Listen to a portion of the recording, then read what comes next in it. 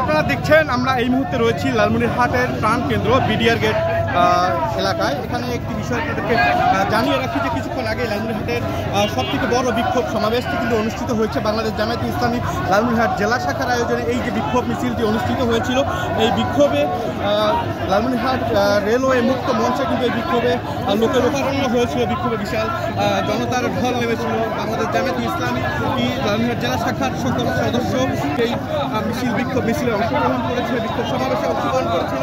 তাদের সকলের মুখে একটাই স্লোগান ছিল যে এটিএম আজহারুল এর মুক্তি চাই। চেষ্টা করব। জি, প্রিয় লালমনিরহাটবাসী, প্রিয় দেশবাসী, আপনারা দেখছেন যে এটিএম আজহারুল ইসলাম ভাইয়ের সেই মুক্তির দাবিতে বাংলাদেশের তৌহিদি মুসলিম জনতা একত্রিত হয়ে এ দেশ এবং জাতির ঐতিহাসিক যারা প্রত্যাশা পূরণ করেছিল ভারপ্রাপ্ত সেক্রেটারি জেনারেল আমাদের এটিএম আজহারুল ভাইকে অবৈধভাবে আটকে রেখেছে।